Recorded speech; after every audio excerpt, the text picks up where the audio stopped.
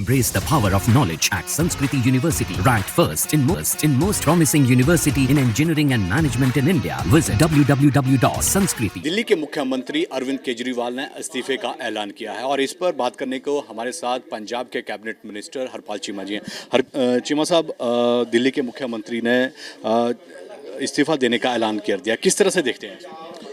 देखिए, भारतीय जनता पार्टी ने अरविंद केजरीवाल जी के ऊपर एक झूठा मनगढ़ंत एक बेबुनियाद दोष लगा के उनको जेल में बंद किया था और उसका देश के सामने पर्दाफाश हुआ है। क्योंकि अरविंद केजरीवाल जी देश की राजनीति में जाने जाते हैं कि एक देश का एक ही नेता है जो ईमानदारी के लिए जाना जाता है, जिन्होंने लगातार दिल्ली के अंदर, पंजाब के अंदर लोगों की सेवा करने का अपना काम जो है निभाया है। चाहे दिल्ली हो चाहे पंजाब में बड़े स्तर पे आम आदमी पार्टी ने सुधार किए हैं। सो उनके ऊपर ऐसे दोष लगाना, ये मैं समझता हूँ भारतीय जनता पार्टी की एक पॉलिटिकल कंस्पिरेसी थी। भारतीय जनता पार्टी ने पॉलिटिकल कंस्पिरेसी रची क्योंकि देश जानता है कि भारतीय जनता पार्टी आम लोगों के लिए कुछ नहीं करती, आम लोगों की बिल्कुल बात नहीं सुनती, कोई ना कोई कंस्पिरेसी जो है वो बनाती रहती है। सो आम आदमी पार्टी के खिलाफ जो कंस्पिरेसी भारतीय जनता पार्टी ने बनाई थी, आज उसका पर्दा भी फाश हुआ है।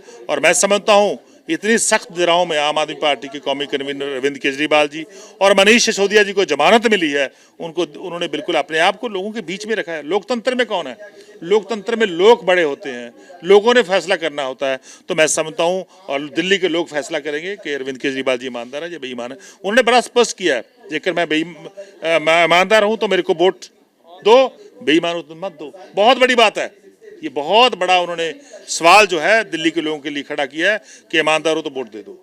मैं समझता हूँ ऐसा कोई नेता नहीं कह सकता, पूरे देश में ऐसा कोई भी नेता नहीं है। तो आज उनका मान सम्मान, अरविंद केजरीवाल जी का मान सम्मान देश में और बड़ा है और देश के लोगों को, देश में उनको प्यार करने के लोगों की संख्या मैं समझता हूँ आज लाखों की गिनती में और बढ़ गई है।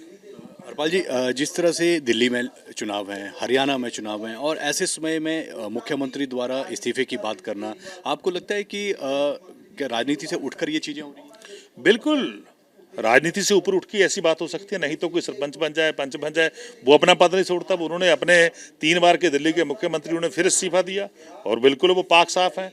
वो तो IRS की ऑफिसर की नौकरी थी, कमिश्नर की नौकरी छोड़ के दिल्ली की झुग्गी चौपड़ियों में रह के आए, उनके साथ अपना रात बताई, उनके साथ खाना खा के देखा कि ये लोग कैसे ज़िंदगी व्यतीत करते हैं। उनकी ज़िंदगी को सुधारने के लिए, उन लोगों के लिए वो काम करने के लिए आए हैं। इसीलिए मैं समझता हूँ उन्होंने आज बहुत बड़ा फैसला किया। उनका बहुत बड़ा त्याग की भावना है उनके अंदर के देश की सेवा करना चाहते हैं। उनके मन में कोई लालच लोभ नहीं है, वो एक ईमानदार छवि के मालिक हैं और ईमानदारी उनके सामने सबसे बड़ी उनका एक टारगेट है कि ईमानदार जिंदगी में ईमानदार कैसे रहना। तो किसी ने भी सीखना हो तो अरविंद केजरीवाल से सीखिए कि वो कितने बड़े ईमानदार हैं।